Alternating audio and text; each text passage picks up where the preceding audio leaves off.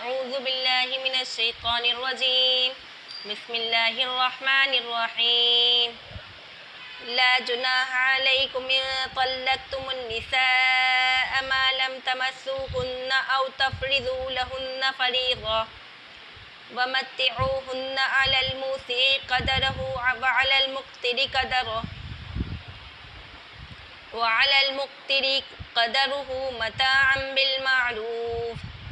حقا على المحسنين۔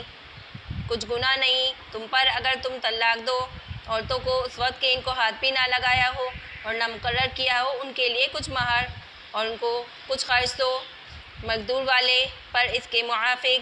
اور تنگی والے پر اس کے موافق، اور جو کچھ خرچ کے قاعدے کے موافق ہیں لازم ہے نیکی کرنے والوں پر۔ وَإِن طَلَّقْتُمُوهُنَّ مِن قَبْلِ أَن تَمَسُّوهُنَّ وَقَدْ فَرَضْتُمْ لَهُنَّ فَرِيضَةً فَنِصْفُ مَا فَرَضْتُمْ إِلَّا أَن يَعْفُوَ الَّذِي بِيَدِهِ عُقْدَةُ النِّكَاحِ وَأَن تَعْفُوا أَقْرَبُ لِلتَّقْوَىٰ وَلَا تَنسَوُا الْفَضْلَ بَيْنَكُمْ إِنَّ اللَّهَ بِمَا تَعْمَلُونَ بَصِيرٌ۔ اور اگر طلاق تو ان کو ہاتھ لگانے سے پہلے اور ٹھہرا چکے ہو تم ان کے لیے مہر تو لازم ہوا آدھا اس کا کہ تم مقرر کر چکے تھے، مگر یہ کہ درگزر کرتے عورتیں یا درگزر کرے وہ شخص جس کے اختیار میں ہے گروہ نکاح کی یعنی خاوند، اور تم مرد درگزر کرو تو قریب ہیں پرہیزگاری کے۔ اور نہ بلا دو احسان کرنا آپس میں، بے شک اللہ تعالیٰ کو جو کچھ تم کرتے ہو خوب دیکھتا ہے۔ حافظوا علی الصلاۃ والصلوات الوسطیٰ وقوموا للہ قانتین۔ خبردار رہو سب نمازوں میں بیچ والی نماز سے اور کھڑے رہو اللہ کے آگے ادب سے۔ فَإِنْ خِفْتُمْ فَرِجَالًا أَوْ رُكْبَانًا فَإِذَا أَمِنْتُمْ فَاذْكُرُوا اللَّهَ كَمَا عَلَّمَكُمْ مَا لَمْ تَكُونُوا تَعْلَمُونَ۔ پھر اگر تم کو کسی کا ڈر ہو کسی کا تو پیادہ پڑھ لو یا سوار، پھر جس وقت تم امن پاؤ تو یاد کرو اللہ کو جس طرح کہ تم کو سکھایا ہے جس کو تم نہ جانتے تھے۔ وَالَّذِينَ يُتَوَفَّوْنَ مِنكُمْ وَيَذَرُونَ أَزْوَاجًا وَصِيَّةً لِأَزْوَاجِهِم مَّتَاعًا إِلَى الْحَوْلِ غَيْرَ إِخْرَاجٍ فَإِنْ خَرَجْنَ فَلَا جُنَاحَ عَلَيْكُمْ فِيمَا فَعَلْنَ فِي أَنفُسِهِنَّ مِن مَّعْرُوفٍ وَاللَّهُ عَزِيزٌ حَكِيمٌ۔ اور جو لوگ تم میں سے مر جائیں اور چھوڑ دیں اپنی عورتیں اور وصیت کر دیں اپنی عورتوں کے واسطے خرچ دینا 1 برس تک بغیر نکالنے کے گھر سے، پھر اگر وہ عورتیں آپ نکل جائیں تو کچھ گناہ نہیں تم پر اس میں کہ کریں وہ عورتیں اپنے حق میں بھلی بات، اور اللہ زبردست ہے حکمت والا۔ وَلِلْمُطَلَّقَاتِ مَتَاعٌ بِالْمَعْرُوفِ، اور طلاق دی ہوئی عورتوں کے واسطے خرچ دینا ہے قاعدے کے موافق۔ حقاً علی المتقین، لازم ہے پرہیزگاروں پر۔ کذالک یبین اللہ لکم آیاتہ لعلکم تعقلون، اسی طرح بیان فرماتا ہے اللہ تمہارے واسطے اپنے حکم تاکہ تم سمجھ لو۔ اب بات کرتے ہیں معارف کی۔ اچھا جی، حکم نمبر 33 ہے طلاق قبل دخول کی صورت میں مہر کے وجوب اور عدم وجوب کا بیان۔ طلاق قبل دخول کے معنی یہ ہے کہ زوجین یکجائی اور خلوت صحیحہ سے پہلے ہی طلاق کی نوبت آ جائے۔ اس کی 2 صورتیں ہیں، یا تو نکاح کے وقت مہر کی مقدار متعین کی گئی نمبر 1، یا نمبر 2 مقدار مہر متعین کر دی گئی۔ پہلی صورت کا حکم اولاً مذکور ہے، ایک مقرر کی گئی اور ایک نہیں کی گئی۔ پہلے اول صورت کا ذکر کرتے ہیں جب نہیں کی گئی مقرر۔ لا جناح علیکم ان طلقتم النساء ما لم تمسوهن الی قولی حقا علی المتقین، ٹھیک ہے۔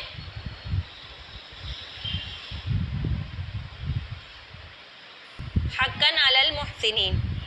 یعنی تم پر مہر کا کچھ مواخذہ نہیں اگر بیویوں کو ایسی حالت میں طلاق دے دو کہ نہ تم نے ان کو ہاتھ لگایا ہے اور نہ ان کے لیے کچھ مہر مقرر کیا ہے، تو اس صورت میں مہر اپنے ذمے مت سمجھو، صرف ان کو ایک فائدہ پہنچاؤ۔ صاحب وسعت کے ذمے اس کی حیثیت کے موافق ہیں اور تنگ دست کے ذمے اس کی حیثیت کے موافق۔ ایک خاص قسم کا فائدہ پہنچانا جو قاعدے کے موافق واجب ہے خوش معاملہ لوگوں پر یعنی مسلمانوں پر، کیونکہ خوش معاملگی کا بھی سب کو حکم ہے، مراد اس سے ایک جوڑا کپڑے کا دینا ہے۔ دوسری صورت یہ ہے وَإِن طَلَّقْتُمُوهُنَّ إِلَىٰ قَوْلِهِ إِنَّ اللَّهَ بِمَا تَعْمَلُونَ بَصِيرٌ، اگر تم ان بیویوں کو طلاق دو قبل اس کے کہ ان کو ہاتھ لگاؤ اور ان کے لیے کچھ مہر بھی مقرر کر چکے تھے، پھر اس صورت میں جتنا مہر تم نے مقرر کیا اس کا نصف واجب ہے اور نصف معاف اگر دو صورتوں اس مجموعی حکم سے مستثنیٰ ہے۔ ایک صورت ہے یہ کہ عورتیں اپنا نصف بھی معاف کر دیں، تو اس صورت میں نصف بھی واجب نہ رہا، اور دوسری صورت یہ ہے کہ وہ شخص رعایت کر دے جس کے ہاتھ میں نکاح کا تعلق رکھنا اور توڑنا ہے، یعنی خاوند پورا مہر اس کو دے دے، تو اس صورت میں خاوند کی مرضی سے پورا مہر ادا کرنا ہوگا۔ اور اہل عقد تمہارا اپنے حقوق کو معاف کر دینا بنسبت وصول کرنے کے تقویٰ سے زیادہ قریب ہے، کیونکہ معاف کرنے سے ثواب ملتا ہے اور ثواب کا کام ظاہر ہے کہ تقویٰ کی بات ہے۔ آپس میں احسان کرو اور رعایت کرنے سے غفلت مت کرو، بلکہ ہر شخص دوسرے کے ساتھ رعایت کرنے کا خیال رکھا کرے۔ بلا شبہ اللہ تعالیٰ سب کاموں کو خوب جانتے اور دیکھتے ہیں، اور اگر تم کسی کے ساتھ رعایت و احسان کرو گے تو اللہ تعالیٰ اسے جزائے خیر تم کو عطا فرمائیں گے۔ معرف کی بات کرتے ہیں لا جناح علیکم الی قولہ ان اللہ بما تعملون بصیر۔ طلاق کی مہر اور صحبت کے لحاظ سے 4 صورتیں ہو سکتی ہیں، ان میں سے 2 کا حکم آیت میں بیان کیا گیا، ایک یہ کہ نہ مہر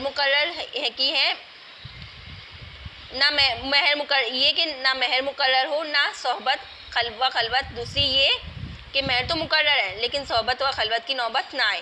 تیسری صورت یہ ہے کہ مہر بھی مقرر ہے اور صحبت کی بھی نوبت آئے، اس میں جو مہر مقرر کیا جائے گا وہ پورا دینا ہوگا۔ قرآن مجید میں دوسرے مقام پر اس کا بیان فرمایا گیا، اور چوتھی صورت یہ ہے کہ مہر تو متعین نہیں کیا اور صحبت خلوت کے بعد طلاق دی، اس پر مہر مثل پورا دینا ہوگا، یعنی جو اس عورت کے قوم میں رواج ہے، اس کا بیان ایک اور دوسری آیت میں آتا ہے۔ مذکورہ آیت میں پہلی 2 قسموں کا بیان کیا گیا۔ اس صورت میں پہلی صورت کا حکم یہ ہے کہ کچھ مہر واجب نہیں، مگر زوج پر یہ واجب ہے کہ اپنے پاس سے عورت کو خود دے دے، کم سے کم ایک جوڑا کپڑا ہی دے دے، یعنی قبل دخول اگر طلاق دے دے اور مہر متعین نہ کی گئی ہو، ٹھیک ہے، یہ اس صورت ہے۔ دراصل قرآن نے اس عطیے کی کوئی مقدار متعین نہیں کی، البتہ بتلایا کہ مالدار کو اپنی حیثیت کے موافق جس میں اس کی ترغیب ہے اور صاحب وسعت اس میں تنگی سے کام نہ لے۔ حضرت حسن رضی اللہ تعالیٰ عنہ نے ایسے ہی ایک موقع میں مطلقہ عورت کو 20,000 کا عطیہ دیا، اور قاضی شرح نے 500 درہم کا، اور حضرت ابن عباس رضی اللہ تعالیٰ عنہ نے ادنیٰ درجہ یہ کہ ایک جوڑا کپڑا دے دے، یہ ادنیٰ درجہ ہے۔ دوسری صورت یہ ہے کہ جس عورت کا مہر نکاح کے وقت مقرر ہوا ہو اور اس کی قبل صحبت و دخول خلوت صحیحہ کے طلاق دے دی، تو مقرر کیے ہوئے مہر کا نصف مرد کے ذمے واجب ہوگا، یعنی مہر مقرر کیا،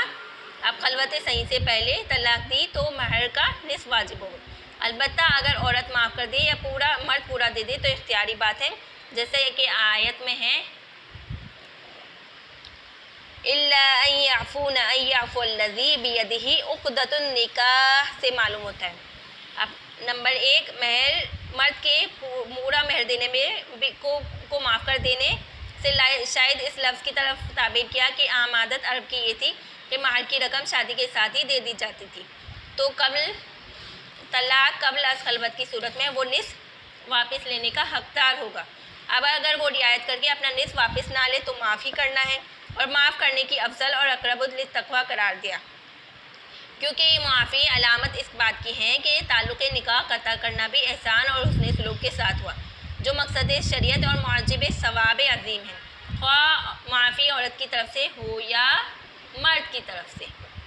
دوسری صورت الذی بیدہ عقدۃ النکاح کی تفسیر خود نبی کریم صلی اللہ علیہ وسلم نے یہ فرمائی کہ ولی عقدۃ النکاح الزوج، یعنی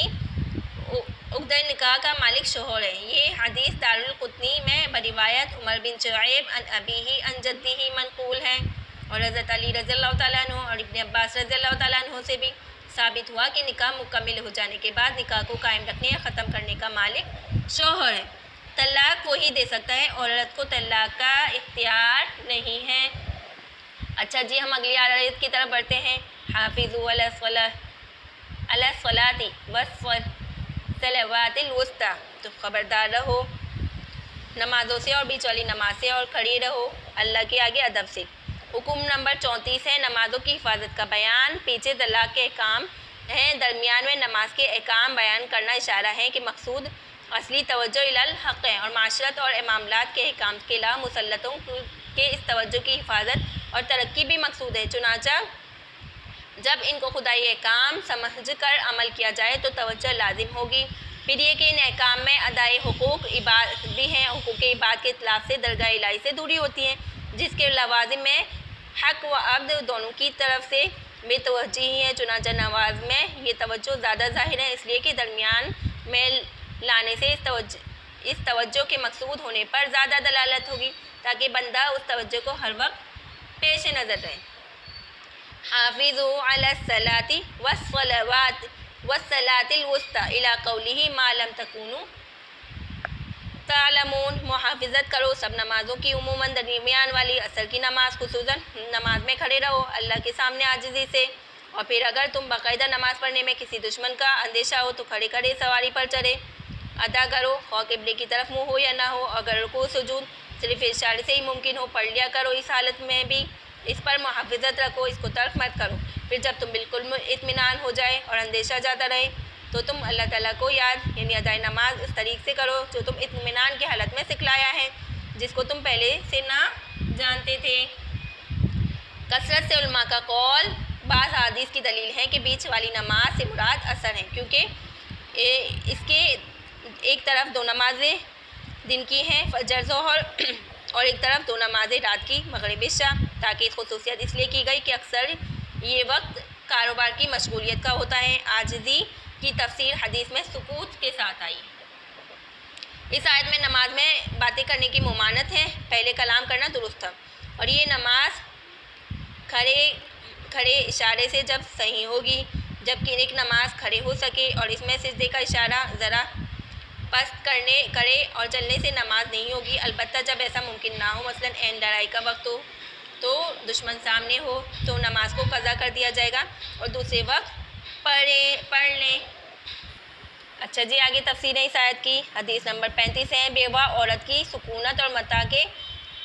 بعض اقسام کا بیان۔ والذین یتوفون منکم الی قولہ واللہ عزیز حکیم، جو لوگ وفات پا جاتے ہیں تم میں سے اور چھوڑ جاتے ہیں بیویوں کو، ان کے ذمہ لازم ہے کہ وہ وصیت کر جایا کریں اپنی بیویوں کے واسطے 1 سال تک نان نفقہ، اور گھر میں سکوت رکھنے سے منقطع ہونے کی صورت پر گھر سے نکالی نہ جائیں۔ ہاں، اگر 4 مہینے 10 دن کے بعد یا وضع حمل کے بعد عدت گزار کر اگر وہ خود جائیں تو تم پر گناہ نہیں ہے۔ اس قاعدے کی بات میں جس کو اپنے بارے میں تجویز کریں، جیسے نکاح وغیرہ، اور اللہ تعالیٰ زبردست ہیں، ان کے خلاف حکومت کرو، اور حکمت والے ہیں کہ تمام احکام تمہاری مسلطیں ملحوظ رکھی گئی، وہ تمہارے فہم میں نہ آ سکیں۔ وَلِلْمُطَلَّقَاتِ